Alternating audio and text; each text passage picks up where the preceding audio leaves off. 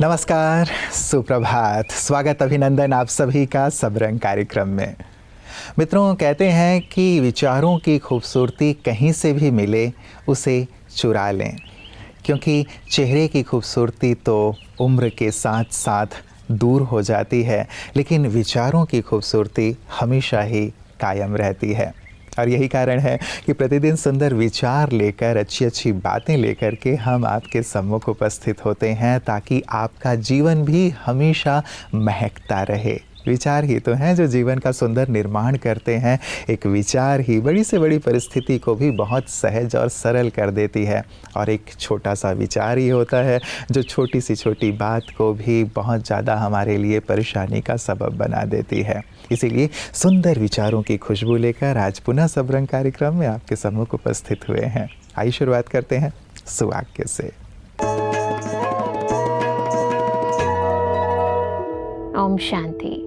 कहते हैं कि मुसीबतें रुई से भरे हुए थैले की तरह होती हैं। देखते रहोगे तो भारी लगेंगी, उठा लोगे तो हल्की लगेंगी, और ईश्वर को सौंप दोगे तो लगेंगी ही नहीं। तो जब भी आपके जीवन में कोई मुसीबत या समस्या आए तो एक छोटा बच्चा बन जाए। जैसे एक छोटा बच्चा न केवल अपना सामान अभी तो स्वयं को भी अपने माता पिता को सौंप देता है, उनकी गोद में जाकर बैठ जाता है, वैसे आप भी जीवन की सब समस्याएं, सब परेशानियां, मन के सारे व्यर्थ संकल्प, सब द्वंद्व सच्चे दिल से अपने बेहद के माता पिता परमात्मा को सौंप दें। अपने मन को सदा हल्का और शांत रखें और उस सर्वशक्तिमान पर पूरा निश्चय रखकर निश्चिंत हो जाएं। ओम शांति। मित्रों, कहते हैं धैर्य का दामन कभी नहीं छोड़ना, क्योंकि धैर्यता है तो हर कार्य बहुत सहज है, सरल है। जीवन के उतार चढ़ाव में भी व्यक्ति यदि धैर्यता के साथ आगे बढ़ता है तो बातें बहुत ही सरल हो जाती हैं। और जब व्यक्ति विचलित हो जाता है तो छोटी सी छोटी बात भी उसे बड़ी ही कठिन लगने लगती है और परेशान करने लगती है, चाहे वो शारीरिक व्याधि की बात ही क्यों ना हो। आपने देखा होगा कि कई लोग बड़ी से बड़ी बीमारी हो जाती है फिर भी बहुत हल्के रहते हैं, सरल रहते हैं और खुश रहते हैं। और देखा ये गया है कि वो जल्दी से जल्दी स्वस्थ भी हो जाते हैं। और कुछ लोग सर्दी जुकाम हो जाने पर भी बहुत ज़्यादा परेशान होने लगते हैं। इसलिए मित्रों, बातें यदि आ भी गई हैं शारीरिक तकलीफ़ के रूप में, धीरज रखें, आई हैं, चली जाएंगी। और ये बातें आए ही ना, उसके लिए ही तो हम प्रतिदिन आपकी सेहत आपके हाथ में लेकर आते हैं, ताकि इन चीज़ों के प्रति आप जागरूक रहें और संपूर्ण स्वस्थ रहें। ओम शांति। चिया सीड्स और सनफ्लावर सीड्स के बारे में आप लोगों ने सुना। आज बात करते हैं पम्पकिन सीड्स के बारे में। पम्पकिन सीड्स हार्ट प्रॉब्लम और हाइपरटेंशन वालों के लिए बहुत अच्छा सीड है, अगर आपने उसको सही ढंग से यूज़ किया तो। और बहुत आसान है इसको अपने डाइट में इंक्लूड करना, खास करके उनके लिए जिनका बीपी बहुत हाई रहता है। नेचुरली ये आपकी बीपी को लो करेगा। तो हमें इसे लेना कैसे है, हाइपरटेंशन वालों को इसे लेना कैसे है।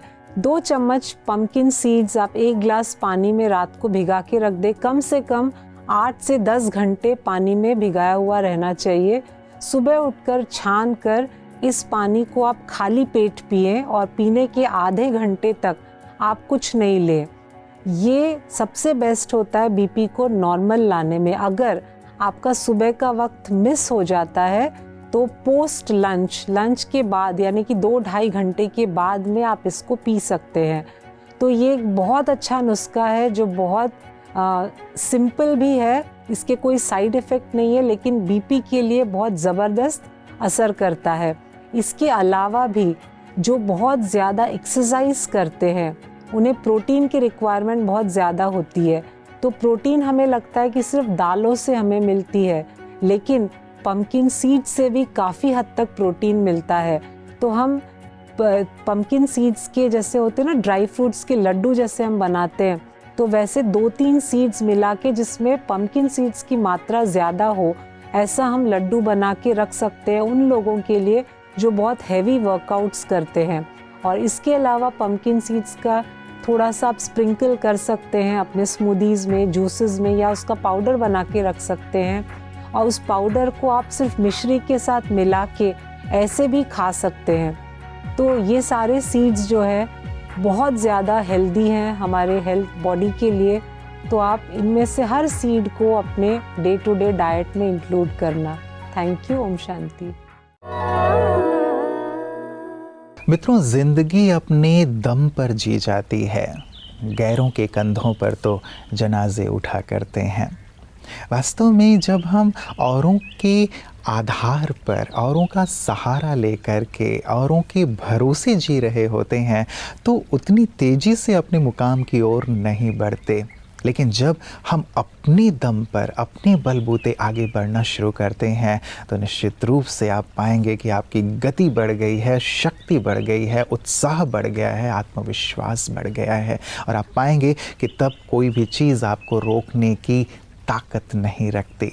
जब हम औरों के भरोसे होते हैं आगे बढ़ने के लिए, तब बहुत सारी चीज़ें होती हैं जो हमें रोकती रहती हैं। हमारा आत्मविश्वास भी डगमगाया हुआ होता है और हम सोचते हैं कि इनके बिना शायद हमारे जीवन की नैया पार ही नहीं होगी। निराधार बने, अपने आधार पर, अपने बलबूते पर आगे बढ़ने का जज्बा अपने अंदर पैदा करें तो आप देखेंगे कि आपके जीवन में बहुत तेज़ी से परिवर्तन आता चल रहा है। तो आइए इसी भाव के साथ और इसी सुंदर विचार के साथ चलते हैं अपने अगले सेगमेंट की ओर।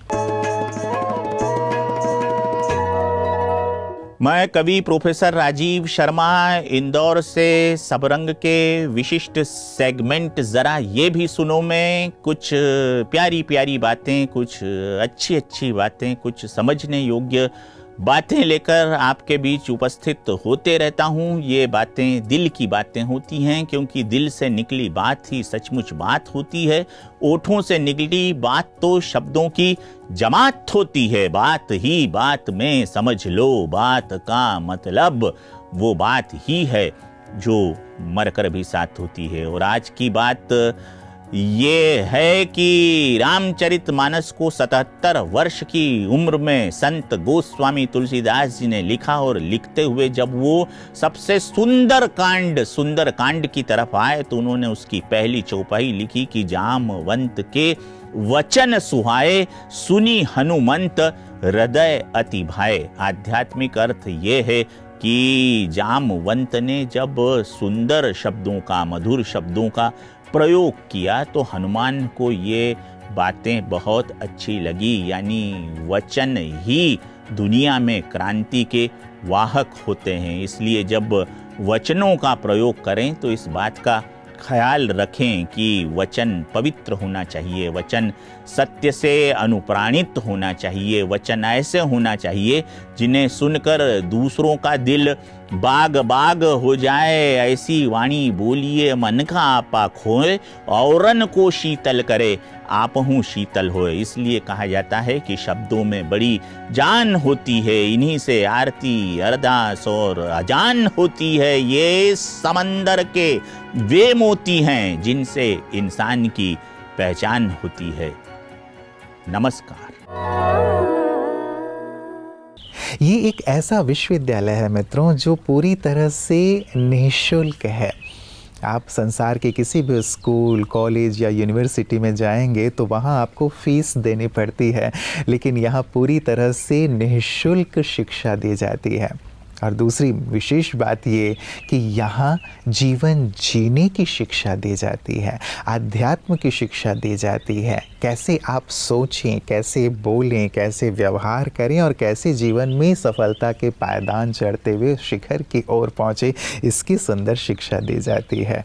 आत्मा कैसे परमात्मा से मिल सकती है, इसकी सुंदर शिक्षा दी जाती है। तो जो सुंदर सीख, शिक्षा हमें निःशुल्क रूप से ये ब्रह्मा कुमारी बहनें प्रदान कर रही हैं, क्यों ना इसे हम भी अपने जीवन में शामिल करें। एक बार ज़रूर विद्यालय में जाएं जहाँ पे ऐसी प्यारी शिक्षा प्रदान की जा रही है। मल्लिकार्जुन ज्योतिर्लिंग मंदिर प्रसिद्ध हिंदू मंदिरों में से एक है जो पूरी तरह से शिव परमात्मा को समर्पित है। यह मंदिर दक्षिण भारत के आंध्र प्रदेश राज्य में कृष्णा नदी के किनारे श्रीशैलम नामक पर्वत पर स्थित है। 12 ज्योतिर्लिंगों में मल्लिकार्जुन ज्योतिर्लिंग को दूसरे स्थान पर माना जाता है। आइए आज हम मल्लिकार्जुन ज्योतिर्लिंग की आध्यात्मिक शिक्षाओं को समझते हैं। हम पहले ही देख चुके हैं कि ज्योतिर्लिंग एक परमात्मा का प्रतिनिधित्व करते हैं जो विभिन्न धर्मों में अल्लाह, यहोवा, शिव के रूप में जाना जाता है। पौराणिक कथाओं के अनुसार शिव के 2 पुत्रों के बीच इस बात को लेकर विवाद हुआ कि कौन पहले विवाह करेगा। एक प्रतियोगिता आयोजित की गई और दोनों को दुनिया का चक्कर लगाने के लिए कहा गया और जो जीतेगा वह पहले शादी करेगा। कार्तिकेयन सीधा होने के कारण दुनिया की परिक्रमा करने लगे और गणेश जो बुद्धि में तेज थे उन्होंने अपने माता और पिता की परिक्रमा की और दावा किया कि किसी के माता पिता की परिक्रमा करने से वही पुण्य मिलेगा जो भू परिक्रमा से प्राप्त होता है। यहाँ उल्लेखनीय बात यह है कि देवता छोटी छोटी बातों पर बहस नहीं करेंगे, जैसे कि पहले कौन शादी करेगा। इसका एक गहरा आध्यात्मिक अर्थ है। हम सभी आत्माएं परमात्मा शिव की संतान हैं। हम बच्चों में से कोई बहुत ही मासूम और सीधे हैं जो कार्तिकेयन द्वारा दर्शाए गए हैं और कुछ गणेश की तरह तेज बुद्धि हैं जो तेजी से परिणाम प्राप्त करने के लिए उपलब्ध होने पर एक वैध छोटा रास्ता अपनाएंगे। और दिलचस्प तथ्य यह है कि गणेश ने बुद्धि और सिद्धि से शादी की और 2 बेटे हुए, क्षेम और लाभ। यह दर्शाता है कि हम किसी सांसारिक विवाह के बारे में बात नहीं कर रहे हैं, बल्कि शुद्ध बुद्धि और आध्यात्मिक उपलब्धियों से विवाह करने की बात कर रहे हैं। संक्षेप में मल्लिकार्जुन ज्योतिर्लिंग हमें बहुत महत्वपूर्ण आध्यात्मिक पाठ सिखाता है। परमात्मा जो आपके आध्यात्मिक माता पिता हैं, उनके निर्देशों का पालन करने से आपको शुद्ध बुद्धि और आध्यात्मिक शक्तियों के रूप में असंख्य लाभ प्राप्त होंगे। और जब बुद्धि स्पष्ट होगी तो आप ईश्वर की शिक्षाओं के छिपे और गहरे अर्थ को समझ सकेंगे और एक तेज और बुद्धिमान निर्णय ले सकेंगे। जबकि बहुत अधिक निर्दोष और सीधा होना कभी कभी आपको धीमा कर सकता है। मित्रों, चलते चलते एक सुंदर सी बात और जो कल मेरे मित्र ने मुझसे साझा की, मुझे बहुत अच्छी लगी कि अपने जीवन के माइनस पॉइंट को जान लेना सबसे बड़ा प्लस पॉइंट है। बहुत गहरी सी बात है मित्रों। हम दूसरों के अंदर कमी, कमज़ोरी, खामियां देखते रहते हैं, अवगुणों को देखते रहते हैं कि इसमें ये है, ये है, ये है, लेकिन अपने अंदर का जो माइनस पॉइंट है उसे हम नहीं देखते, अपने अवगुण को नहीं देखते, कमी को नहीं देखते, फलतः उसे दूर करने का प्रयास भी नहीं करते। एक बात तय है कि जब तक हम अपने अंदर की कमज़ोरी को दूर नहीं करेंगे तब तक हम आगे नहीं बढ़ पाएंगे, उन्नति नहीं कर पाएंगे। इसलिए आज अपने साथ ज़रूर बैठें, अपने अंदर जाएं, अपने आप को देखें कि कौन सा वो वीक पॉइंट है, कमज़ोर पॉइंट है जो मेरे अंदर है, जो मेरी उन्नति को रोक रहा है, जिसके कारण मैं लोगों का प्रिय नहीं बन पा रहा हूँ, जिसके कारण मैं वो नहीं कर पा रहा हूँ जो मैं करना चाहता हूँ। जब ईमानदारी से उसे देखेंगे, उस पर कार्य करेंगे, उसे दूर करेंगे तो सफलता आपके कदम चूमेगी। हमारी ढेर सारी दुआएं और शुभकामनाएं आपके साथ हैं। नमस्कार। ओम शांति।